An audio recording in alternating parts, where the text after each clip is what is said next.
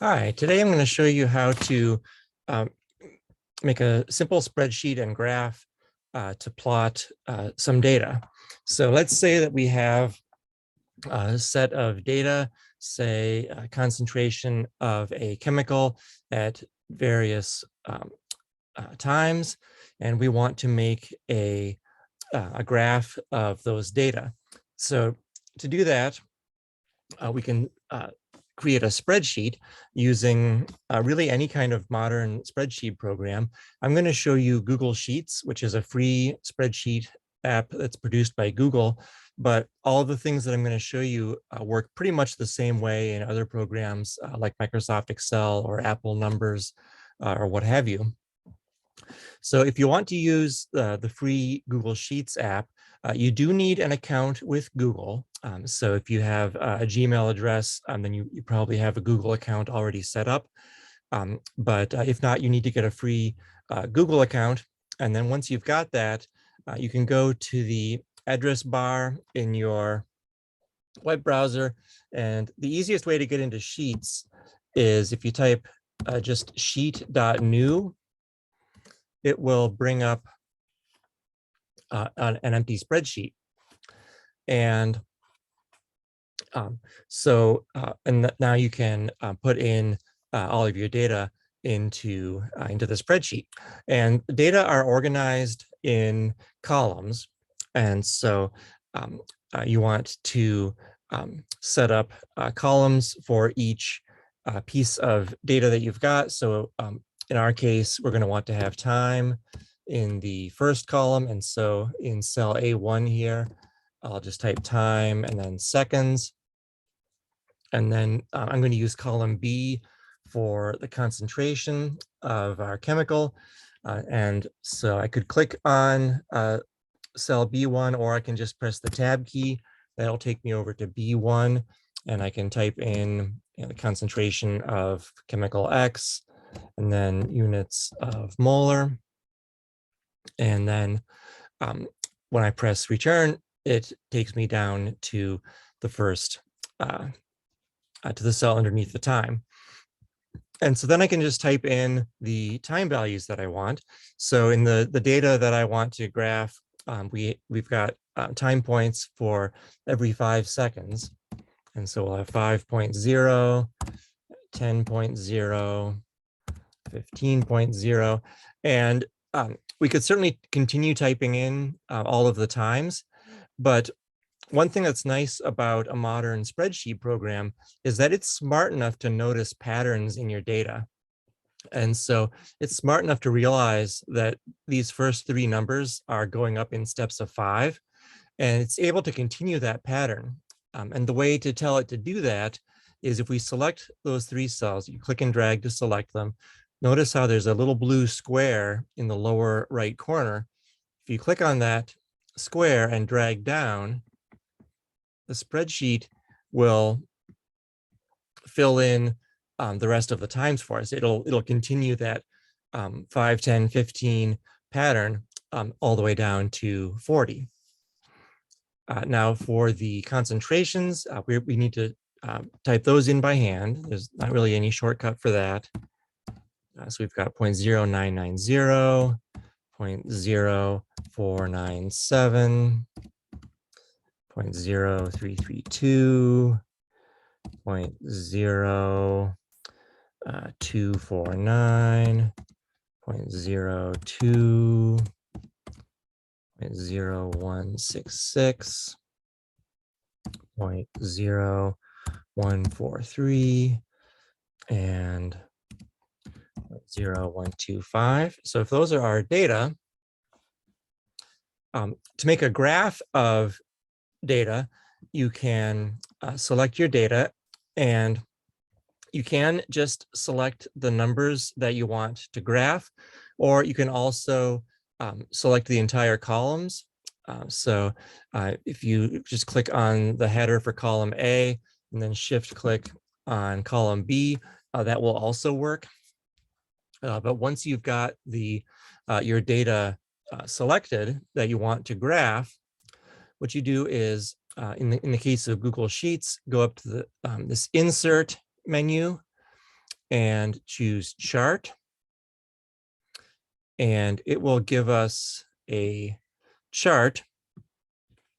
And so this is coming up as a scatter plot where it's showing the time on the x-axis and the concentration on the y-axis. Now, if when you do this, if it doesn't come up with a dot plot like this, oftentimes it will default to a line graph or a bar chart or something else like that. All you need to do is go over here to the chart type menu, and you can scroll down to where it says scatter, and just click on the scatter chart, and that will get you to the graph of the with your data plotted as a scatter plot. And you can fiddle with the things like the range of values. You can change the titles or the labels of the axes, and you just if you just kind of play around with the options, there's all kinds of things that you can customize on a graph. For now, though, the important thing is getting the data and then making a graph from it. And if we are interested in doing a kinetic analysis of these concentration data, we want to make a graph that looks like a straight line. And you can see that these points definitely do not fit on a straight line. And so what that means is that I'm going to want to calculate some, do some calculations with the data. So if I want to look at the logarithm of the concentration, so I'll title that ln of the concentration x. The way to have the spreadsheet calculate the log for you, you could calculate the log of this number in a calculator and then type it in, but it's much easier to let the computer do the work. And you can tell the computer to take the log of a number if you type equals and then ln for natural logarithm, and then in parentheses, and then you can click on the number that you want to take the log of, and then close parentheses and press enter, and it calculated the log. And then the spreadsheet Sheets is smart enough to know that if you did that for this number, you probably want to do the same thing for all the other numbers. And that is what we want. Now, if you don't have that sort of suggestion function in your spreadsheet, you can also you could copy and paste a formula from one cell to another, or you can use this little drag box that I showed you before. If you highlight the cell that has the formula that you want, and notice that with that cell selected, the formula shows up in this little formula bar. It tells me that this is the natural logarithm of cell B2. This is cell B2 right here. This one is the natural log of B2. And if I click and drag on that little square box, it will carry that formula down, and it's smart enough to know that to automatically update the cell. So this one is taking the log of B2, this one is taking the log of B3, this one is taking the log of B4, and so forth. And so you can get the log of a number. You can also calculate the reciprocal of a number. So we can have 1 over the concentration.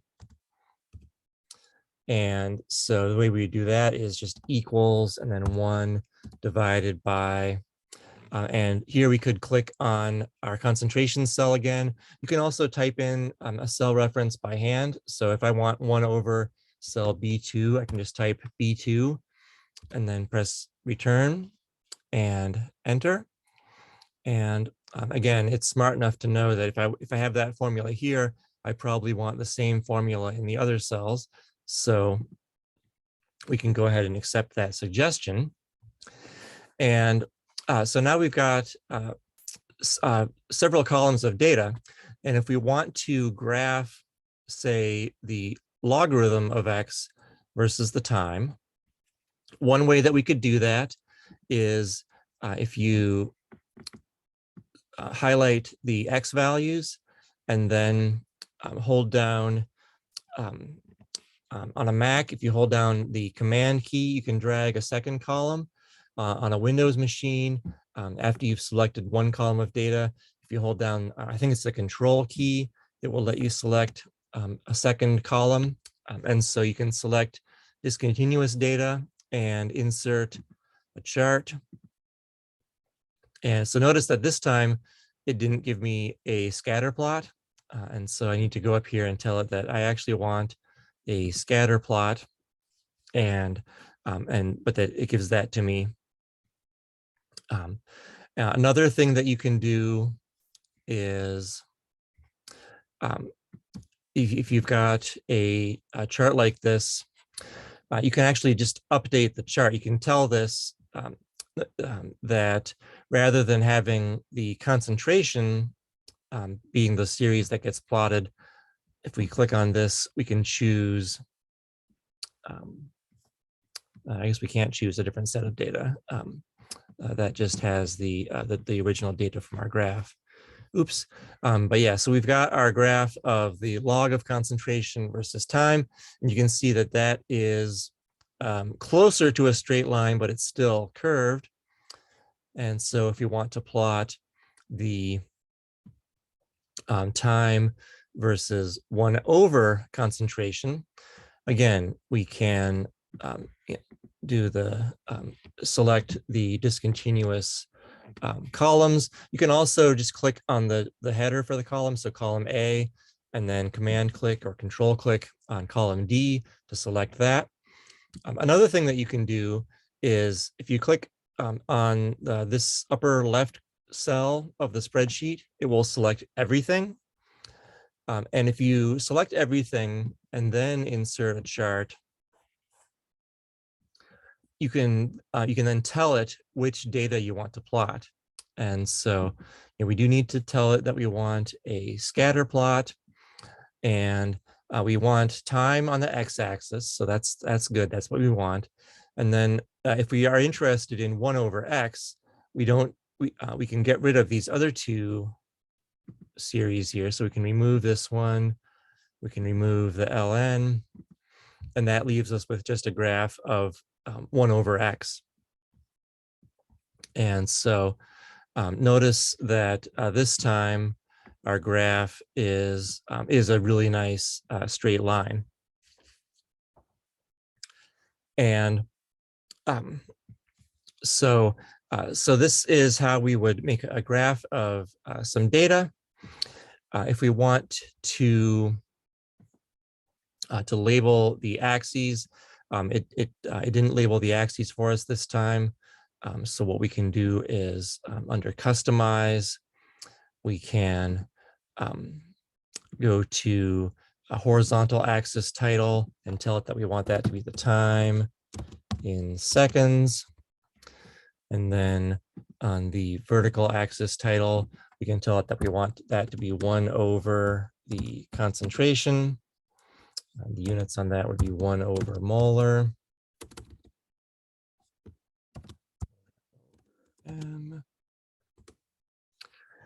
And so, yeah, so there's our graph.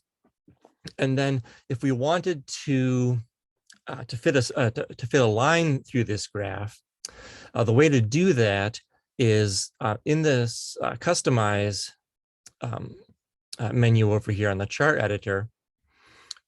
If you click on series, it gives you a whole bunch of options. You can change the formatting of the data points. You can make them change the appearance of the data. And if you scroll down, it has several check boxes. If you check the box marked trend line, it will fill in a straight line for you. And that's what we want. We want that line. And then if we want to know the equation of that straight line, if we scroll down a little further, there's a label menu. And if we click on that, we can tell it to use the equation, and that will give us the equation of the line up here in the graph. And so in this case, the line has an equation of y equals 2x plus 0.162. And so that is, that's our equation. And so there's all kinds of options for customizing the appearance of the graphs, the appearance of the spreadsheet. And I've just barely scratched the surface on the things that you can do, but this should get you guys up and running for making a simple spreadsheet and doing graphs, and it'll give you a sense of the things that you can do using a spreadsheet program. And so I'm going to stop here.